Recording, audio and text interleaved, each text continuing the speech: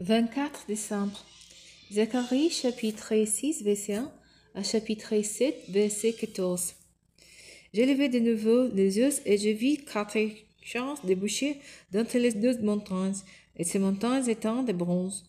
Au premier champ étant attelé des cheveux roux, au deuxième des cheveux noirs, au troisième des cheveux blancs, et au quatrième des vigoureux cheveux banchetés. J'ai demandé à l'ange qui me parlait, que représentant ces attelanges, mon Seigneur? Il m'a répondu, ce sont les 4 vents du sud. Ils se sont tenus devant les Seigneur de toute la terre maintenant et sortant. Ne châtierait pas, les cheveux noirs se dirigent vers l'épée du nord. Celui qui est attelé des cheveux blancs les suit. Les cheveux mouchetés partant en direction du pays du midi. Tous ces chevaux vigoureux avanceront, impatients d'aller parcourir la terre. Alors il a dit, allez parcourir la terre. Et ils s'élanceront pour parcourir la terre. Puis il m'appela pour me dire, regardez, ceux qui partent pour l'épée du nord vont assouvir ma colère contre l'épée du nord. L'Éternel m'adressa les paroles, c'était, va prendre une part des dons que Elda, Tobia et Yedaïa apportant de la part des exilés. Rends-toi aujourd'hui dans la maison de Josia, fille de Sophonie, où ces gens venant d'arriver en provenance de Babylone. Tu prendras de l'argent et de l'or qu'ils apportent pour en faire une couronne, et tu la poseras sur la tête de Josué, fils de Yotsadak, le grand prêtre. Tu lui diras alors, écoutez ce qu'il éclaire le Seigneur des amis célestes. Voici un homme dont le nom est Jean, et sous ses pas, tout germera.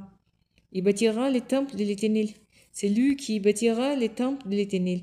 Il sera revêtu de majesté royale, et il siégera sous son trône pour gouverner. Il sera aussi prêtre sous son trône. Il y aura une pleine harmonie entre les 12 fonctions. La couronne sera conservée dans les temples de l'Éternel, un souvenir des lignes, de Tobia, de Yedaïa et de la bonté du fils de Sophonie. Des gens viendront un jour des biens louanges pour travailler à la construction du temple de l'Éternel. Alors vous saurez que le Seigneur des armées célestes me voyait vers vous. Cela s'accomplira si vous obéissez vraiment à l'Éternel votre Dieu.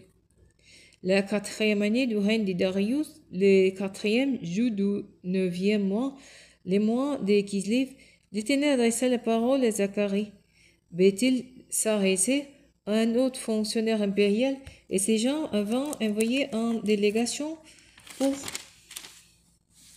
implorer l'Éternel et pour demander aux prêtres du temple du Seigneur des armées célestes et aux prophètes, dois-je continuer à pleurer et à jeûner en 5e mois comme je l'ai fait depuis tant d'années?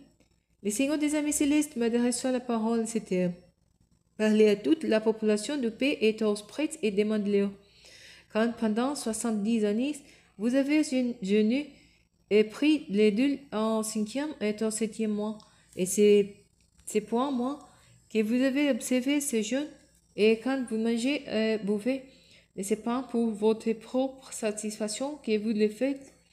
Ne c'est pas là ce que l'Éternel a déjà fait, proclamé par les prophètes d'autrefois. Au temple de Jérusalem était bien établi et jouissait de la tranquillité, entouré de ses villes, et que les Negev et les pays plates étaient un peuple. L'Éternel adressa les paroles de Zacharie et c'était, voici ce qu'il déclare, les Seigneurs des armées célestes, rendez des jugements conformes à la vérité, agissez les uns envers les autres avec amour et compassion.